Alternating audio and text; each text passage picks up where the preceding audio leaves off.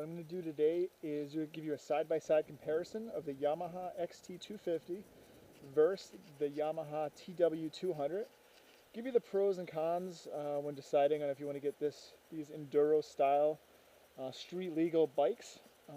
Both of them, go right into it here, both of them have the knobby tires. If you notice, the tires in the TW200 are extremely large, which is a really cool look in my opinion. It adds some weight, but all in all, when you're driving, it's a very comfortable, cushy feel. If you're going in the mud, you would go right out of it. No problem getting out of those tracks.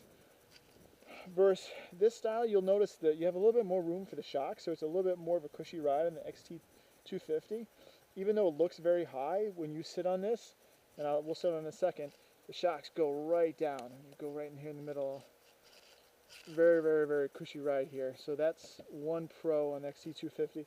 Even though the TW200 has a very nice cushy ride also, I'd say that the XT250 is a little bit more comfortable ride as far as the shocks are concerned. As far as the engine's concerned, the XT250 obviously is the 250cc versus the 200cc. It's only 50 cc's, but when you're driving, that is pretty noticeable. The acceleration is much faster on the 250. On first gear, you can go up to about 16 to 18 before you have to shift up to second gear, which is nice if you're taking it off trails. Versus the TW200, you're more at 10 miles to 12 miles before you have to shift up, which is kind of a pain if you need to slow, stop, go, start. You know, it's kind of a pain to upshift and downshift constantly in the tree trails. About up to 18 is more than enough, pretty much, to go through them. One nice thing about the TW200, it comes with the skid plate. For some reason, the more expensive XT250 does not come with a skid plate. You have to add an aftermarket. This is about a $100 skid plate, and it kind of does amplify the sound. So we put some sound dampeners in here because there's a vibration sound. Versus the TW200, you see it has all these holes in it. It's maybe not as diesel of a skid plate, but it does the job. It's going to protect your main engine from getting a rock stuck in it. That's one thing to consider. Another difference would be the brakes. This has the back drum brake versus this has the back disc brake.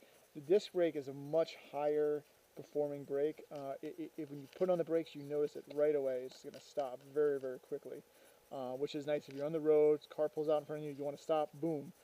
The drum brakes do work, just maybe not as responsive. You just have to push down a little bit harder. It's an older style, so you maybe have to be tightened up after a couple of years. You see you have this piece right here, so when you brake, this moves versus clamping on the drum here, this style. Both of them street legal, both of them have the metal gas tank, which is nice. The displays are quite different also. Let's look at the displays here. On the XT250, this has the LCD screen. Turn it on here for you. Still the same displays, neutral, left, right, high beam, low beam. Here you have your time, odometer, trip, and your miles per hour digitally. Versus this is the analog display. I mean, that's just personal preference. It's going to pretty much do the same thing. Me personally, the analog displays, I kind of like it a little bit more. But some people like the LCD screens, so it all depends on your personal preference. Controls, pretty much exactly the same. The bags, both of them, you have to add aftermarket bags if you want to get bags. Seating style, this is a little bit more wider if you notice, but because it goes down to 31 inches, the seating is about the same on both of these. Choke is in a different place. Choke is here on this bike. You have your fuel on and off here. And then on this bike, this other side here, they made it a little bit harder to access the fuel. One kind of con right here is your choke here, and the fuel's here. One con about both these bikes, to get to the battery, the toolkit, they make it very difficult in this bike. You actually need a tool to get to the toolkit. And that was one of the things a lot of people online were really aggravated with. You really shouldn't need a tool to get to your toolkit. It's behind these panels here, so you actually need a little wrench to get to get access to the toolkit. So that's kind of a goofy thing. All right, let's turn these on, see how they sound. Make sure it's in neutral. Both of them have the feature. If your kickstand is down and it's not in neutral, it will not turn on, which is a very good safety feature. So So this bike is a little cold-blooded. If you haven't started it, it will stall out like it just did. So you got to give it a little bit warm-up period. And you can ride this.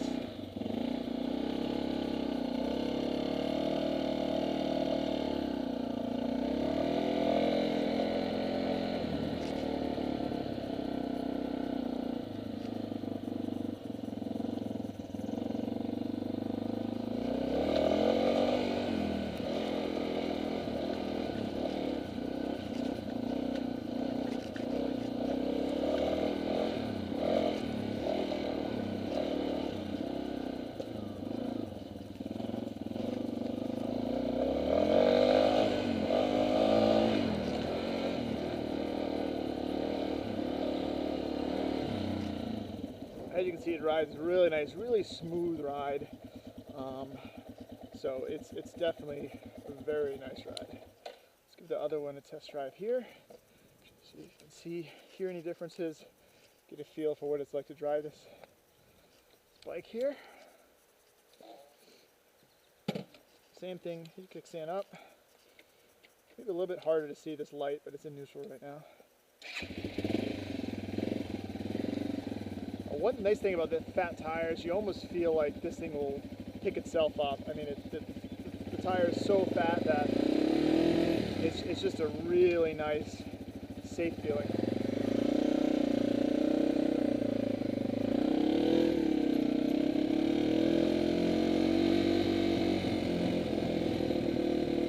You can see here the speed, that was almost the max in first. We were about 12 there.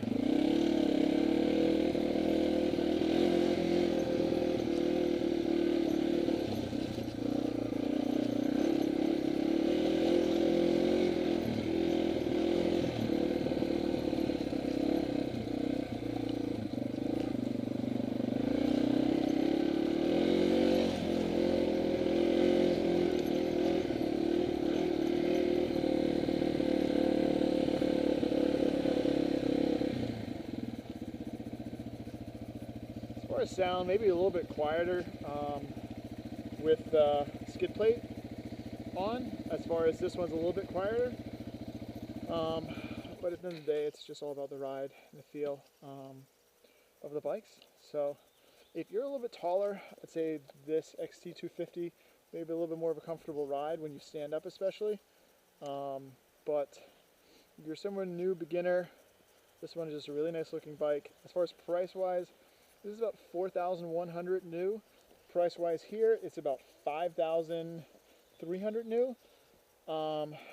Me personally, I would go with the XT250. Looking at both of them, driving both of them, it's just the extra 50cc really does make that difference in the safety of the drum back brake. I would say that would be, so I would spend extra cash and get the XT250.